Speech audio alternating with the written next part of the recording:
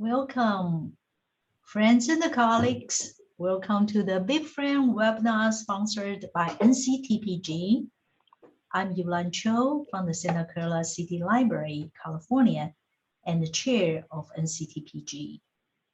The Northern California Technical Processes Group was formed in 1937 and used to be called Northern California Regional Group of Catalogers. NCTPG is an independent organization affiliated with ALCTS, now ALA Core.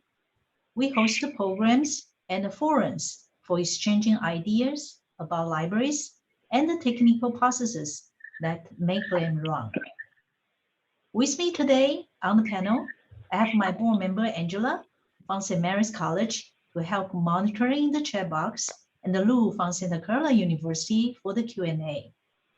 Please make sure to type in your questions for the speaker in the Q&A section for attention. Caption is turned on. Slides and the recording will be made available within the next week. We are delighted to have Jodi Williamschen to present this webinar today. Jodi joined the Network Development and MARC Standards Office at the Library of Congress in 2017. She's part of the BIBFRAME development team, where she tests the software changes, maintains data conversion specifications, edits XSLT conversion routines, and answers questions from catalogers and the developers. Many of us in the audience have prior experience working with Jodi and know her strengths in managing her supersized metadata sets. Some iOS migration projects will include millions or tens of millions of records that Jodi profiled, analyzed, and migrated. She worked at the Innovative Interfaces in Emerville for 21 years, where she held a variety of positions in customer support, implementation, and product management, including product manager of the Sky River bibliographic utility. Now, I would like to turn the mic to Jodi. Thank you, Yulan, and everybody for the invitation. I'm very sorry that my video setup has decided to not work today. It worked just fine yesterday during the test, so I'm very sorry about that. So today I'm going to briefly outline some of the BIBFRAME related activities that we've undertaken at the library since March of 2020. And there should be time to answer questions at the end, and please use the Q&A option instead of the chat panel.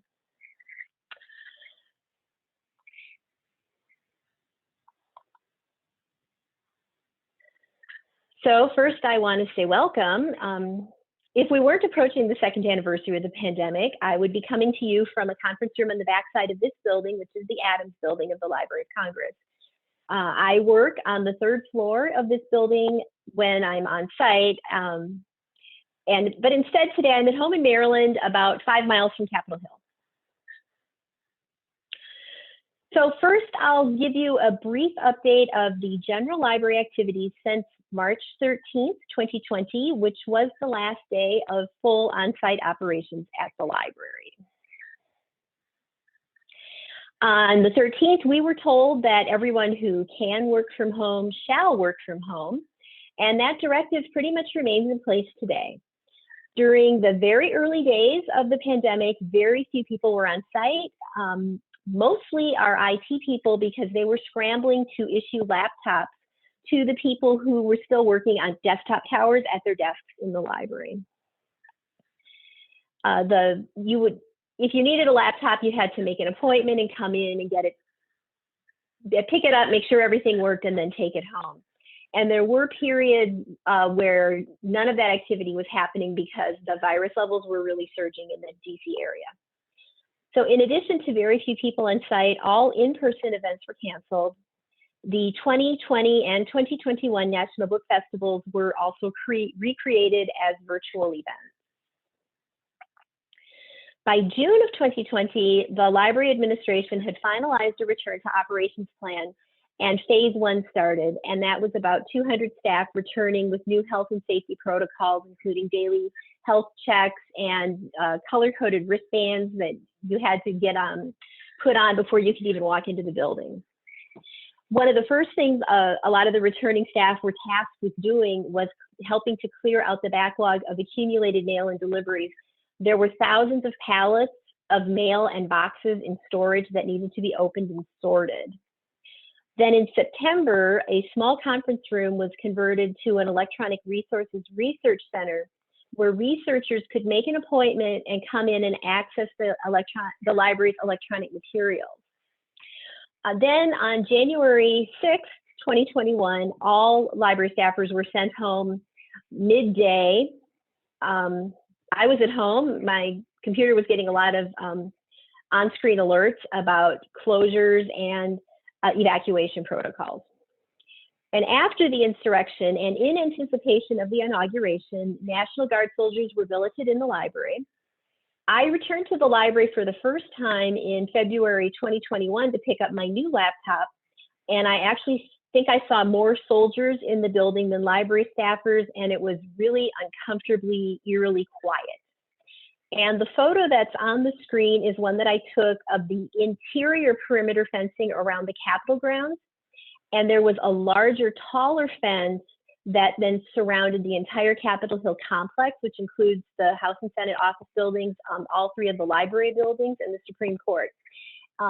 Because of all of this fencing, a lot of main streets that residents on Capitol Hill used were closed.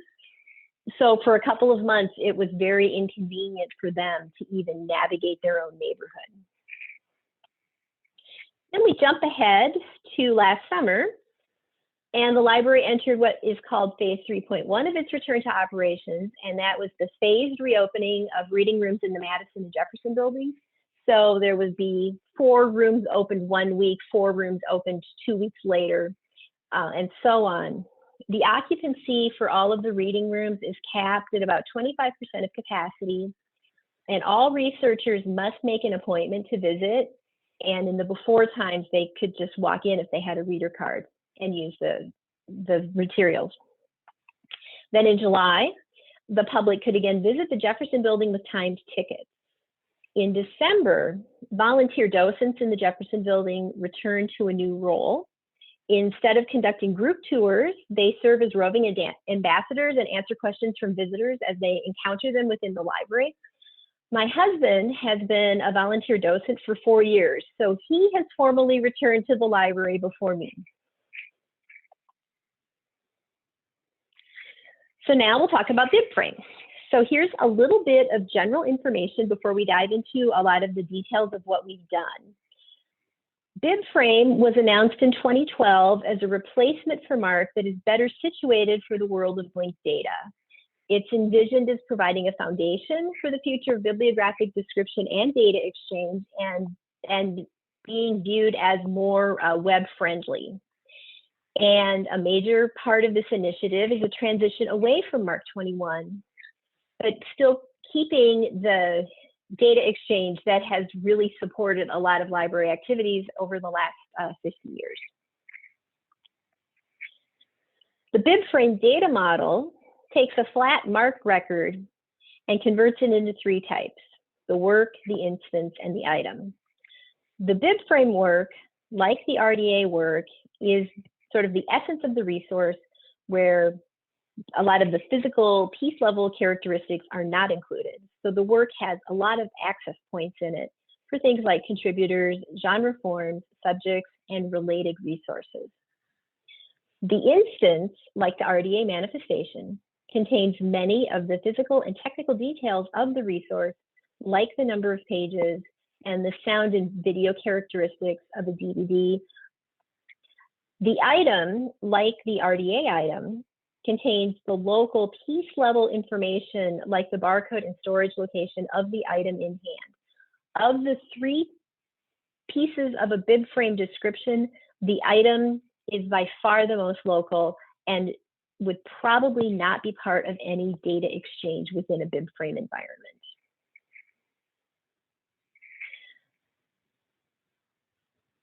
So here are some of the highlights of our timeline of BIBFRAME activities at the Library of Congress. The first cataloging pilot was 2015 to 2016. Then after that experience, the ontology and the data conversion programs were revised in 2016. Then in 2017, right about the time that I arrived, was the beginning of the second BibFrame cataloging pilot. And we've expanded it every year since then. Last year, early in the pandemic, we released the first version of BibFrame to MARC data conversion programs. And then this year, we've launched the new editor. And going into next year is what we're calling BibFrame 100, which is expanding BibFrame cataloging to all catalogers within the Library of Congress. So now I'll briefly describe some of the activities that my office has undertaken since March of 2020. I'm in the Network Development and MARC Standards office. I work with the software developers who have built the BibFrame architecture and editor that supports the cataloging pilot. So while I was testing software fixes and answering cataloger questions and updating data specifications, our developers moved our entire network, which is both a testing environment and a production environment, from a collection of on-premise servers up to the cloud. And they also updated our linked data store from MARClogic 8 to MARClogic 10, and loaded all of the BibFrame work and instance data into our public linked data server, which you know is id.loc.gov. So within ID, you can now search for all of our BibFrame data, which was converted from the MARC database. So this is an example of a BibFrame work. It's pretty basic information. It's the title, it's the material type, the contributor, the subjects. There's a link to the instance, which would have all of the physical details for the book, Becoming by Michelle Obama. But what's really exciting is by putting this bibliographic data into ID, we kind of started to illustrate how linked data works in action. So if you go in ID and search for Michelle Obama in the name authority file, right on the screen with all of her bibliographic or all of her authority record information, you're also going to get a list of all of the works where Michelle Obama is listed as a subject in the MARC bib record, or as a contributor from either the 100 or 700 field of a bib record. So just by adding the bibliographic information, which has all of the URIs in it, the URIs from the authority file and from those converted bib records are linked, and the connections are built automatically.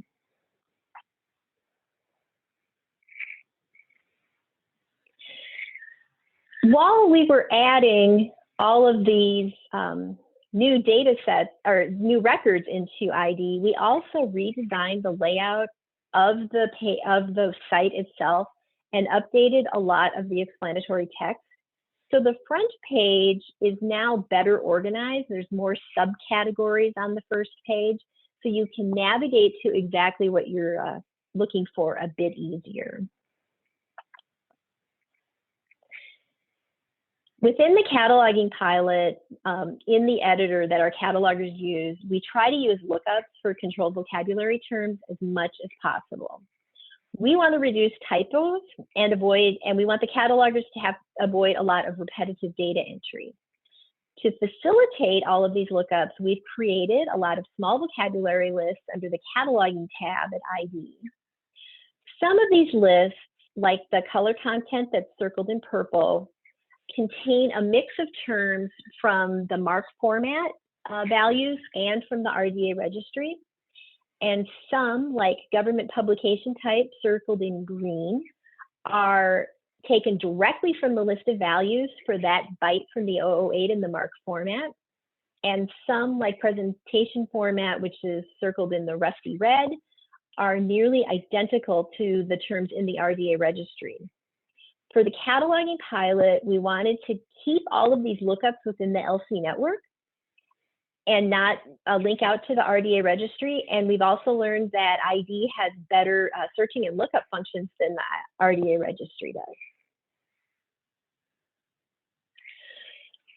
The final major network activity that we did was merge our two BibFrame databases. Originally, there was just one database that our catalogers used locally. But then when the BibFrame descriptions were separately added to ID to make them available to the public, another database was created. But since these databases were built at different times using different software, they were never consistent. So merging the databases has resulted in a more streamlined network configuration. The ID database interacts with our Voyager database and pulls in records that are cataloged in Voyager every 5 minutes, so that we have a very mirrored update in the BIBFRAME database for the catalogers to use within the BIBFRAME editor. And we also hope to add a separate interface where we can edit the data within ID directly, because really right now the only way we can update anything in ID is to reload potentially millions of records. And so we'd like a way to just be able to go in and make a change and be done with it. So even though all of this data resides in a single database, we still have 2 user interfaces. So the one on the top is the public interface that you'll see when you go in and search an ID. And on the bottom is the interface that our catalogers see when they're working within the system. It's not as elegant. It has some different faceting options. Oops, sorry. It has some different faceting options over here. It has some different limiting options based on the type of BIBFRAME description that you want to look at. It's really what we call it, or I call it, is an interface for that only a cataloger would love. We do currently have a contract out with a developer to redesign this interface, and that contractor is working with some of our catalogers on ways to improve this database and make it more useful for them. Beyond our hardware activity, we also updated the BIBFRAME ontology last summer. There were a collection of GitHub issues from outside constituents that were finally addressed after kind of getting left behind for several years. All of the requests made the ontology better. In this, it was a little example. The definition for genre form is now much shorter, but yet broader. It says a form, category, or genre to which a resource belongs. And if you look below, the original definition of genre form was very much tied to motion pictures or fiction. And by broadening it, we're showing that genre form is more than just a way to describe movies. In addition, the existing arrangement property was redefined to reflect the most common usage, which is that an arrangement relates one resource to another when one is the arrangement of the other, which is very, very common in music. And since arrangement was redefined to this, the original arrangement property was renamed collection arrangement, which reflects its usage with in an archival sense.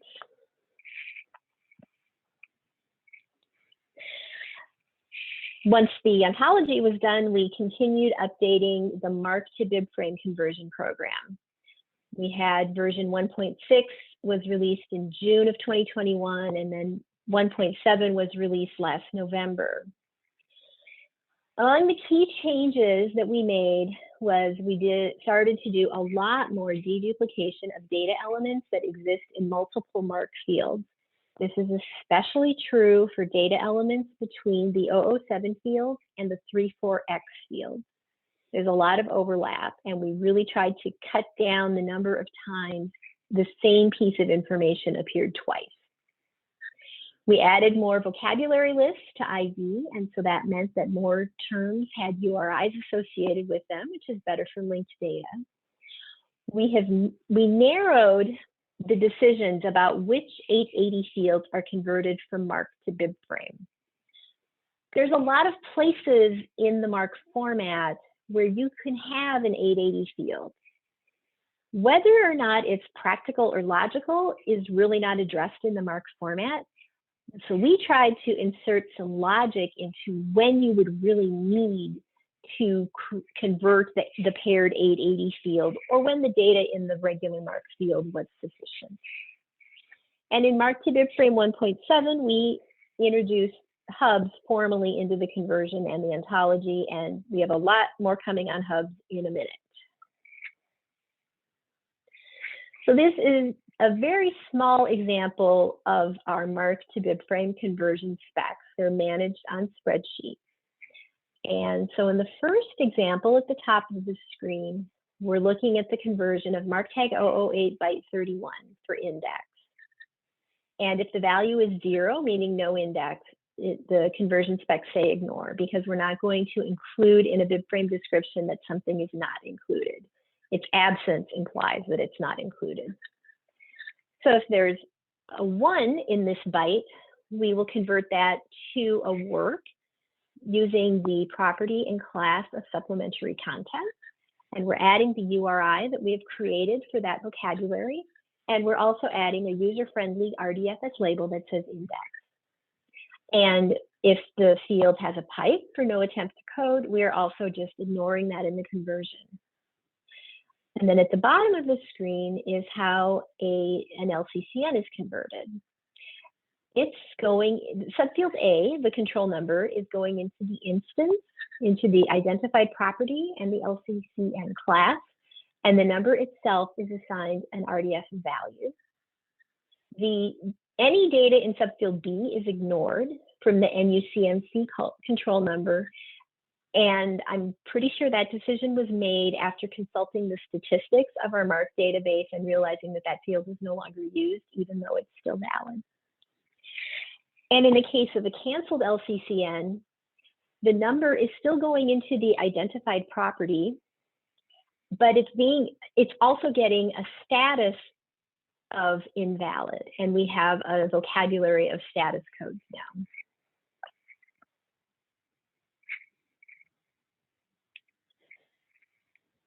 And once MARC to BibFrame is changed, BibFrame to MARC, the BibFrame to MARC conversion programs must be changed to match. MARC to BibFrame really explodes a MARC record into a lot of pieces.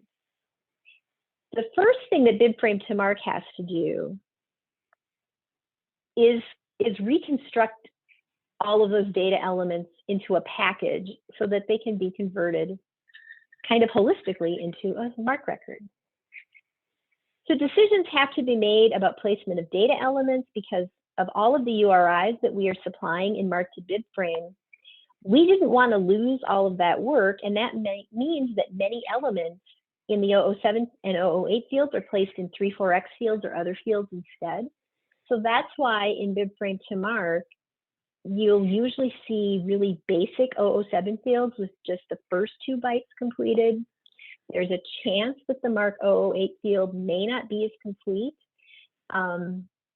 We probably initially, for MARC to BibFrame version 1.0, we really stripped everything out, and immediately we heard that we had gone too far. And so with MARC to BibFrame 1.1, we're incorporating some more elements, especially into the 008, that are needed at places like the International ISSN Center in Paris. BibFrame to MARC version 1.2 development is underway, and it would correspond to the current changes that MARC to BibFrame version 1.7 includes.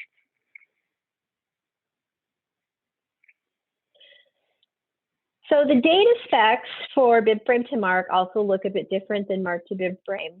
In the MARC to BibFrame specs, we are basically accounting for every single MARC tag indicator subfield and individual byte. And in BibFrame to MARC, we're accounting for every property and class and subclass that's included. So that's what you see in the first column here, is the music format is tied, we're telling the specs to put it into MARC tag 254. We're pre-assigning, in this case, that both of the indicators are blank, and the data that's in the RDFS label just goes into subfield A. Music key is a pretty easy one to convert because it's just a literal in BibFrame, and so it goes back into MARC tag 384 with blank indicators, and the data goes straight into subfield A. Music opus number and music serial numbers are two different parts of MARC tag 383. So you'll see that the music opus number is going into subfield B of that field, and the music serial number is going into subfield A. And here's a little example of digital characteristics has a lot of subclasses, and those subclasses are actually being derived from 3 different subfields from MARC tag 352. So we have to indicate that the cartographic data type information in the RDFS label goes into subfield B, or subfield A, sorry. The cartographic object type goes into subfield B, and the object count goes into subfield C. And then fortunately, dimensions is a lot easier because it's just going into MARC tag 300 subfield C. So along the way, we've learned a lot of stuff about taking a bunch of triples and turning them into MARC. The first thing is that you need to gather that entire BibFrame data package to convert it to MARC.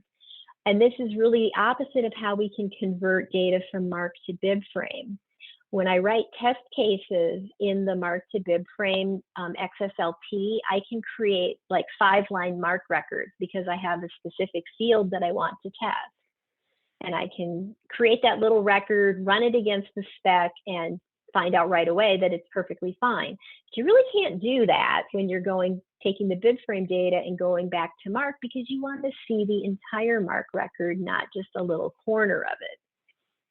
So that was one of the first things that our developers had to do, was devise a way to get us a BibFrame package. And another thing that we've learned is that in a lot of the duplication within a MARC record, you kind of see it in a BibFrame description that's been converted from MARC, but it's really much more obvious and in your face when that BibFrame description is converted to MARC, and all of a sudden you have 344 fields that all say the same thing. And that work really then led us to introduce more deduplication within MARC to BibFrame. Another thing about BibFrame to MARC is that it's kind of a 60-40 or 70-30 split. There's a lot of stuff that you have to actually change on the MARC to BibFrame side to get the desired output on the BibFrame to MARC side. And I don't think we really realized that until we started looking at the data going from one to the other and back again. Another challenge in the program has been reinserting the subfields into authorized name headings. The authority records or link data entries within ID do not contain all of the subfields in a name heading. And so there's been some sort of complicated behind the scenes lookup in our conversion program to pull that data out of a MARC record and get it back into the converted MARC record. Local system limitations within the library have also necessitated changes in the MARC output. We still use Voyager, and we had the very surprising and painful discovery that the Voyager acquisition system can't read native vernacular. It needs transliterated data. We had hoped to get away from rebuilding paired MARC and 245 with an 880 field, but we now have discovered that we do need to rebuild some of these 880 paired fields to facilitate functions within Voyager. And another thing about converting BibFrame data into MARC is that you need to manage the expectations. This MARC record is not going to exactly match the MARC record that you currently see in your local system. And it's really easy to take a converted record and the original MARC record, hold them up side by side, and start pointing out all of the bytes that are different. It's just not possible to completely replicate it. So now we'll move on to hubs. The concept of a hub as an abstract resource that functions as a bridge between works is something that our developers realized was needed as they worked with our BibFrame data sets. And developers at OCLC and Share VDE also realized that this sort of grouping was necessary in their work with their data sets. For us, I think the first time it became visible as a problem was when we were trying to merge all of the works that were created from MARC records. And we were losing data right and left. For example, you could merge all of the works for a classic piece of children's literature, but you were losing editors and illustrators because those contribution fields were specific to a single work and they were not being reflected in the merged work. Hubs were conceived as a way to link all of these works conceptually while keeping all of these unique details in the work separate and intact. The hub is really a very thin resource in our setup. It has minimal information. It's conceptually similar to the IFLA LRM concept of a work. And they were initially added as an experiment in our system in 2019, and we formalized them into the conversion in ontology this year. The developer who really spearheaded this progress in our work, he says that hubs always seem to be the answer to any data question that you have, and that's been proven an awful lot as we've been working with our data sets. This is a basic diagram of a hub. I really do not think of it as that a hub is like hierarchically above a work. I think of it more of like a hub and spoke system, where the hub is in the center, the works connect to it, the instances are connected to the work, and probably in many cases, works can be linked to multiple hubs.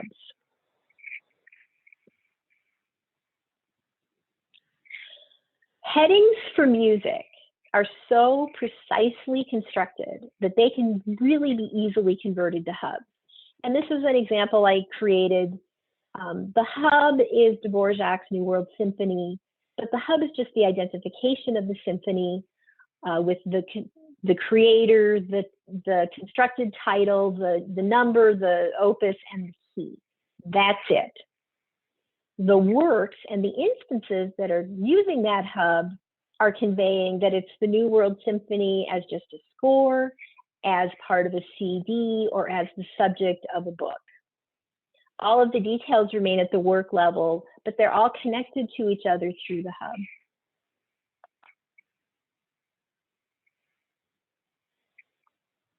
So in our early experiments, hubs were solely built for MARC authority records for name titles and titles. But once you start looking at the bibliographic data, you can see the hub elements lurking in a lot of places. And so I created this example for Florida family case law summaries. You could create a hub that just was for the Florida family case law summaries as a conceptual idea, and then have all of these individual works and instances linked to it. And you're still keeping sort of the tweaky variations in the titles, the different years, whether or not there's an edition statement, whether or not that edition statement is a year or a third edition, and the name of the editor.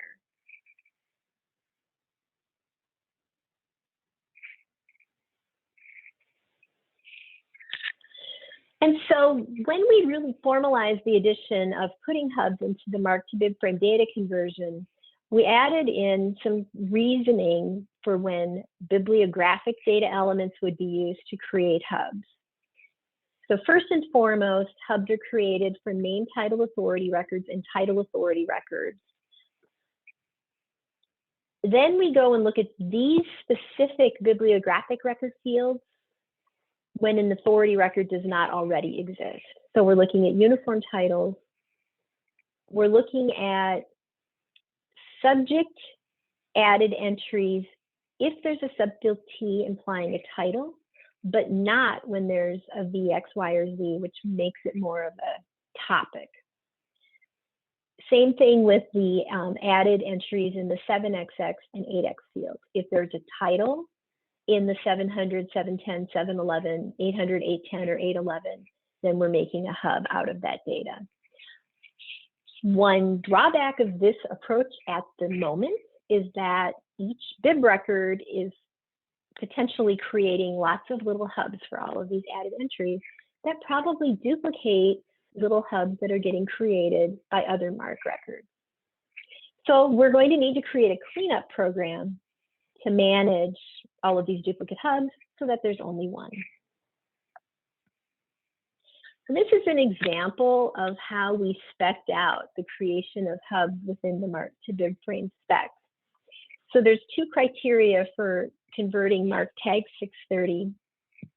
If the 630 field does not have a V, X, Y, or Z, we create a work, a subject, and then spin off the creation of the hub. We combine all of the subfields in that 630 field into the main title field. We also will pull out the date of the treaty signing to use the BIBFRAME legal date property. But if that 630 field has a V, X, Y, or Z subfield, then it's part of the work, but it's subject and topic. All of the elements in the field are still concatenated to create the main title.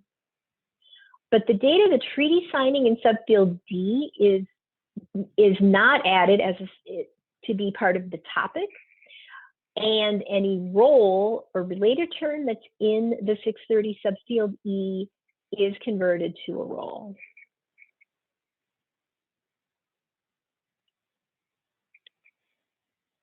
Now I'm going to move on and talk a little bit about our BIBFRAME cataloging pilot.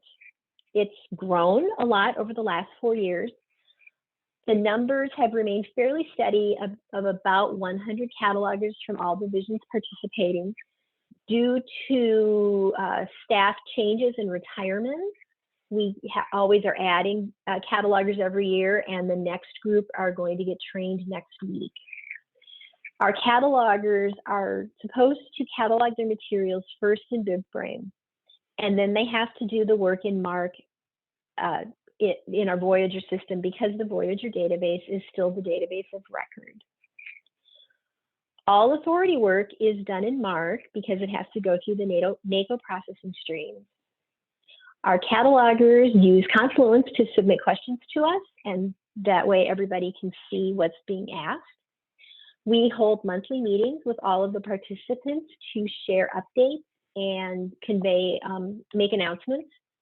We also have semi-regular meetings with different cataloging divisions to address their specific concerns. One of the most active groups right now for that is our catalogers that mostly work with non-Roman materials. So we talk a lot about transliterating and character sets. During 2022, we anticipate that the number of catalogers in the pilot will increase.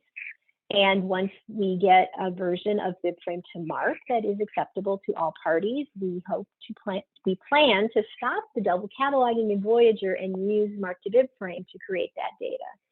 Our hope is that the catalogers will catalog in BIBFRAME. The program will update the MARC record in Voyager, and then probably the cataloger may need to go back into Voyager to do any work on the item and holdings records, since those are still really tied to the local system, and to do their authority work. But by far the most exciting thing that happened last year was the launch of our new BIBFRAME editor. It was officially unveiled in June of 2021, and then we had a naming contest to select the name, and Marva was selected in October. It's Avram, a salute to Henriette Avram in reverse. I really like having a formal name for it because we were all calling it the new editor, and that was getting a little tiresome. This editor was created by one of our developers in NDMSO, but the look and feel was sort of set up by a consultant project that we ran, where a consultant worked with a select group of catalogers about how they wanted to convey the information in the editor. And then the consultant presented a report to us, and we took it and created Marva. Like in the original editor, Marva is a profile-based system. You don't just say, I want to start cataloging and open up a blank screen. The profiles are format specific and have been developed in conjunction with the catalogers to include the elements they need, and they're very specific to the type of material listed. For instance, the serials profile has a lot of options to search for previous and succeeding titles to sort of correspond to the work they do in the 780 and 785 fields. And the sound recording and moving image profiles have a lot of options related to sound characteristics, video characteristics, digital characteristics that are really not needed in the monograph profile.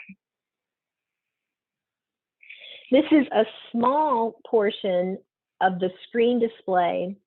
It's far too long to fit everything on a single slide. So this first column on the left is all of the elements that are enumerated in the profile. If one has been completed, you'll see the little check mark. If it's not, it hasn't been completed, there's just a little dot saying that it's still available to be added to. There's some color coding where the work elements have the green background and the instance elements have the purple background. In the middle here is where the catalogers do their work. And in the third column, we have a bit of a quasi-public display. It's been very helpful for troubleshooting and diagnosing where things appear in the display on the right that are not reflected in the middle, and that usually means that the profile needs to be adjusted to display a missing field. And as I said earlier, wherever possible, we're using lookups in the profiles. So they can be an individual list like this color list, or it can be the full name authority file or the full MARC relator term list. Another feature that was refined in MARVA is giving some contextual display for the agents and subject headings. So when a cataloger starts to input a search term within MARVA, the display changes to the working area that you see here. On the left, the cataloger sees the search results. And on the right, the cataloger sees some data from the authority record as reflected in ID based on what term is highlighted on the left. So this is very helpful when you have a lot of John Smiths and you're trying to look at the authority record information to make sure you're selecting the right John Smith. Probably less important in this example because there's only one William Shakespeare Spirit. But one area where it's super helpful is when the same term appears in multiple subject collections, and biography is an example of that.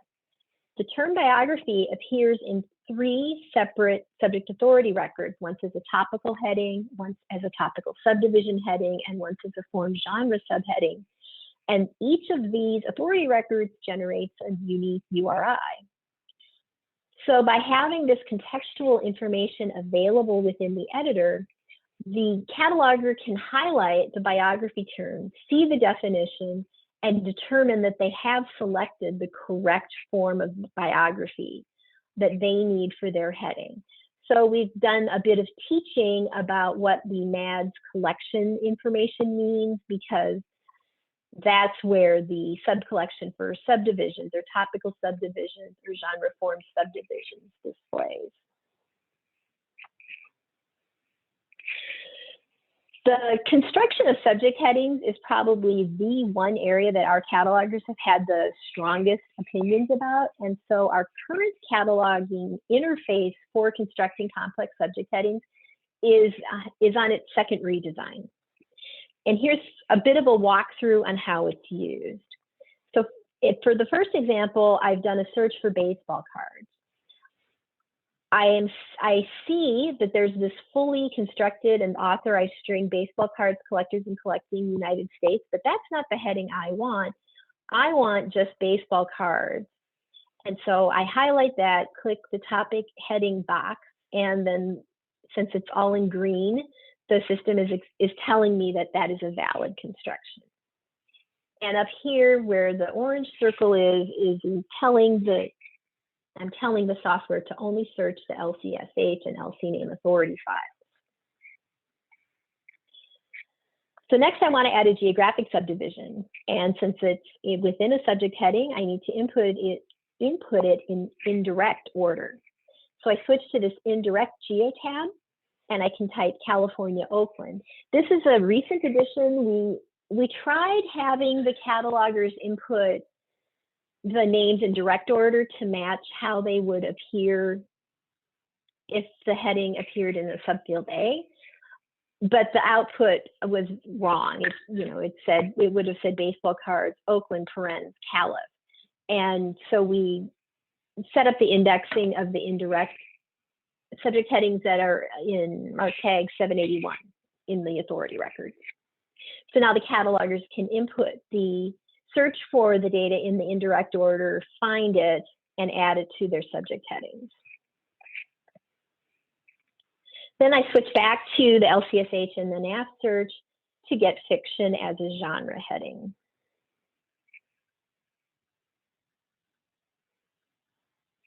You'll also see on here that within these option boxes, we're using subfields. And this is just kind of a shortcut helper for all of us. And I do believe it's one of the only places within MARVA that references MARC tagging.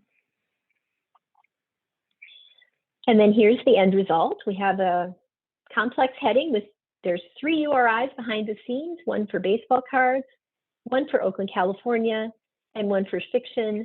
We also have an RDFS label that's created that has the heading in the correct order that you would want it to appear in the record. And so our new editor needed a new manual. The MARVA manual is still a work in progress, but I think it has great potential. It's written using the LibGuides architecture or structure that a lot of reference guides within the Library of Congress use.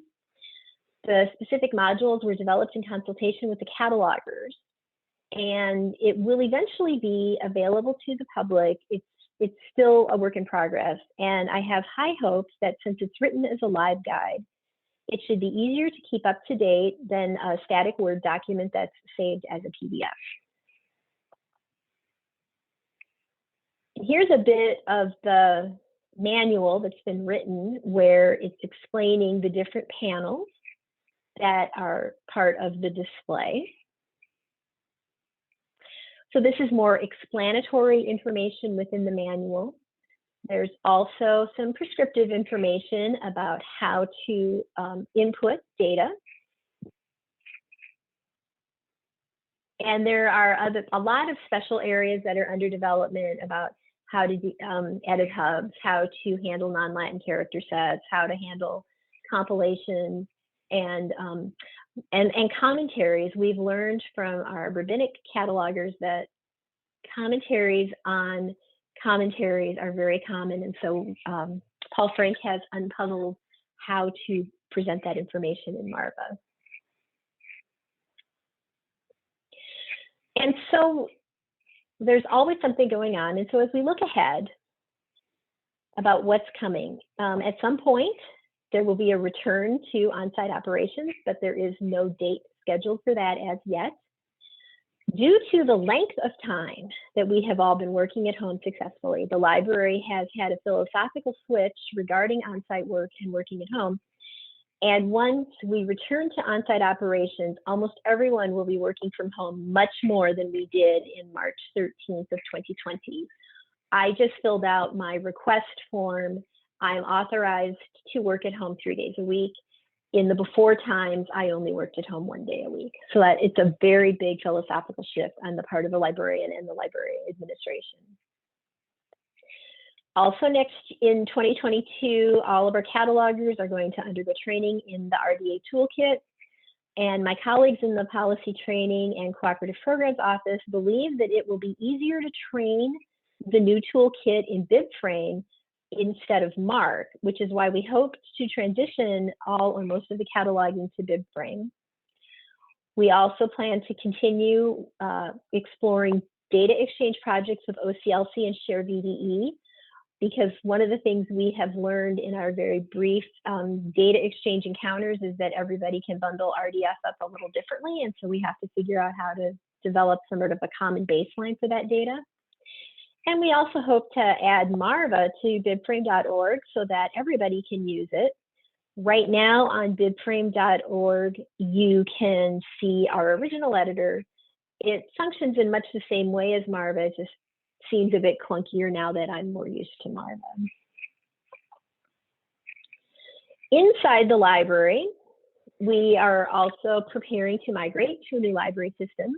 The Voyager system is 22 years old, and it's time for something new.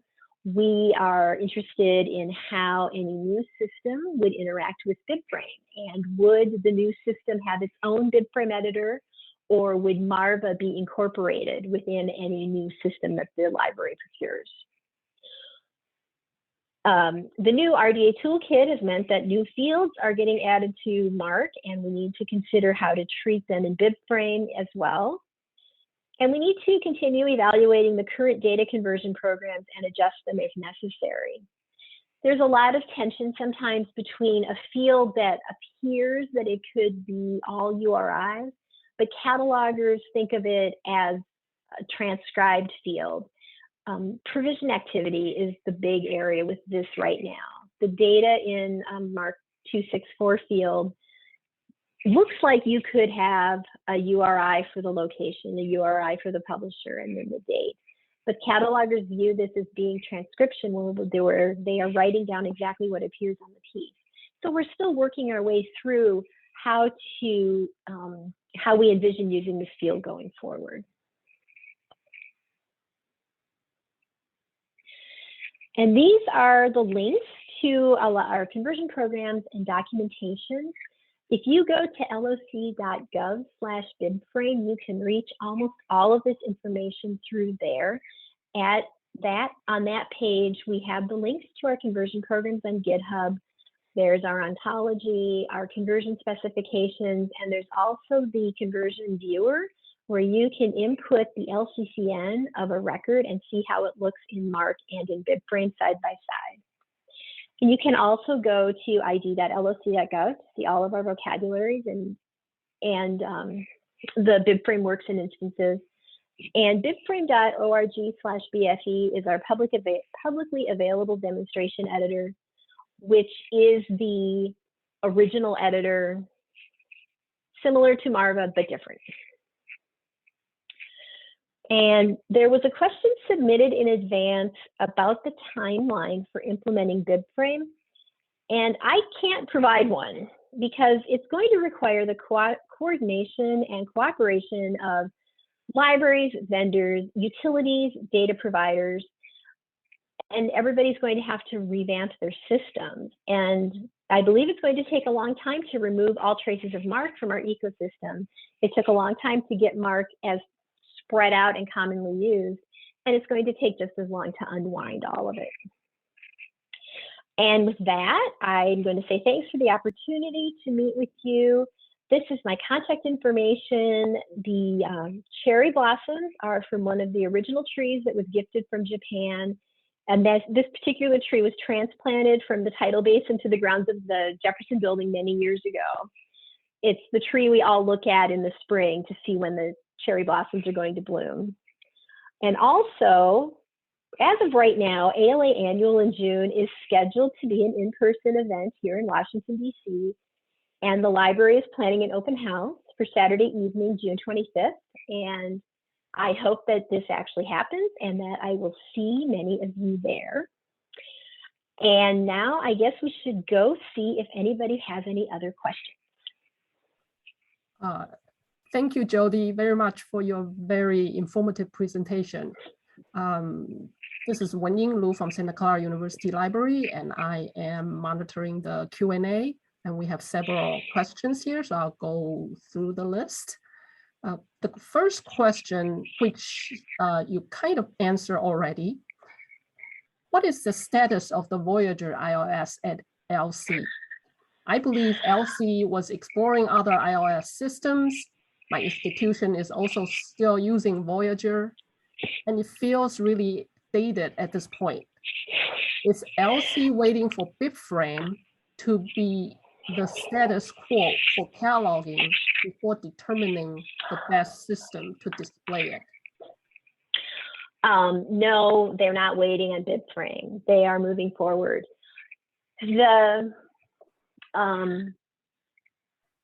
I agree that Voyager is very out of date, and there are many times when I hear people say, well, we can't do that in Voyager. And I can think to myself, yeah, well, we could do it in an Innovative system. But I'm very biased as a former employee of Innovative. The process for, or the timeline for replacing Voyager right now is that the ILS office is in the process of issuing an RFP.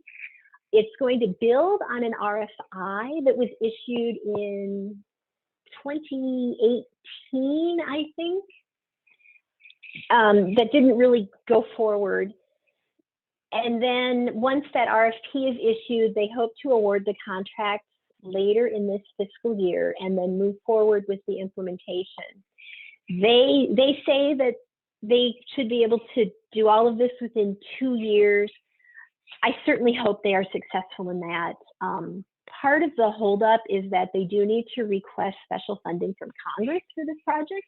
So I think that's part of the reason why it stalled out the first time.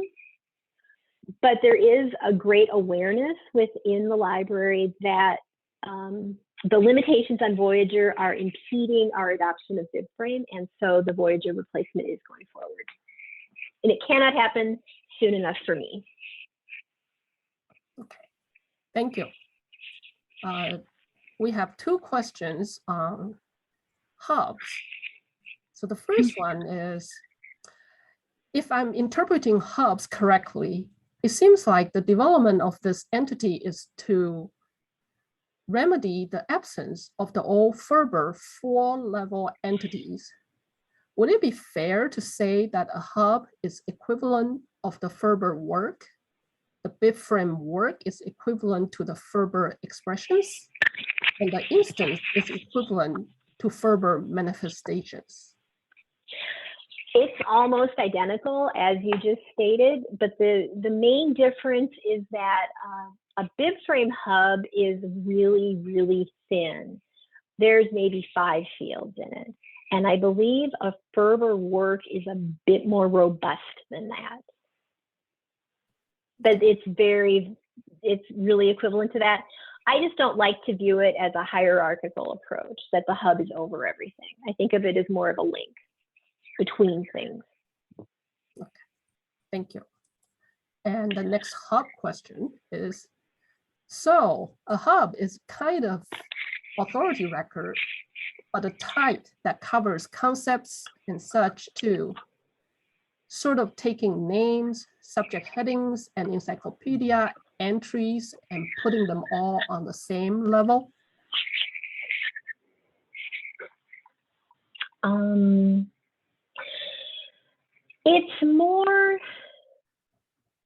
It's more about the work and less about the name. And hubs do not have subject headings in them. Those stay at the BIBFRAME work level. Okay. The next question, LC BIBFRAME work is way ahead of anything most other libraries are doing. How do you see all knowledge and work you have done affecting the rest of us? It's kind of like reality versus wishful thinking. Exactly, and I think about that a lot because I worked with so many public libraries at Innovative. What I think is really encouraging is to follow the work that Stanford is doing. Through their Mellon-funded projects, the LD4, they are really pushing forward with applying BIBFRAME within regular day-to-day operations within their library. They've developed Sinopia, which is their BIBFRAME editor. They are working on interfaces to take Sinopia data and get it formatted for loading into their local ILS system. They're doing the same with Sinopia linking to Folio, because that's the system that Cornell is currently using and that Stanford will be migrating to, I believe. So it's encouraging to see work happening outside of the Library of Congress. On the discovery side of linked data, I would look at what the University of Pennsylvania is doing. They're working very closely with ShareVDE in Italy to have a linked data discovery system. But as with many things, it is challenging. I think that a lot of these activities are at the research library level, and it takes time to proliferate. And unfortunately, I don't have a good answer for how this is all going to shake out. Maybe in 10 years, everybody will be doing this, but we're not there yet. And there's sort of this tug of war or tension or conflict with vendors. A lot of vendors say, well, we're waiting to see how things develop. And then the libraries are asking their vendors, well, what are you going to do? The vendors say, we're going to wait and see how things develop. And so you kind of get in this circle of nothing's happening, but we're all, watching it. And so we need somebody to push forward and do something. And that's where I think the work at Stanford is going to be really beneficial. But what this means for public libraries who are copy cataloging, I really don't know yet. Thank you. Will you be making the conversion programs public or open source for all of us? The conversion programs are already available. They're on GitHub. You can download them and convert your own data set. It's all there for you. And we have another question asking that whether the recording will be available or not. And the answer is yes. The recording will be sent out to all of the people, the attendees who registered in about a week or so. And my slides will also be sent out, so if you miss some of those URLs, you can look on the slides.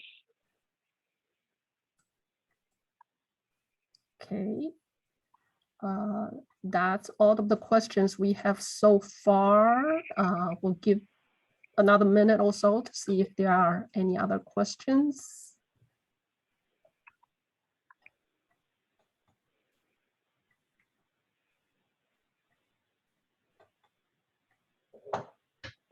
So while we're waiting, I'll just put in a shameless plug. I believe next Monday at 1 o'clock, we're doing the LC BIBFRAME update as part of quasi-ALA Midwinter. There should be an announcements coming to the listserv soon if it hasn't already.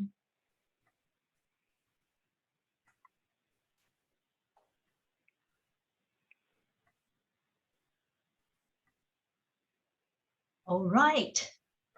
Thank you everyone for attending. A survey link will be displayed on the screen upon your exit, and also included in a follow-up message to be sent tomorrow. So have a good rest of the day, everyone. Thank you again for attending. Bye-bye.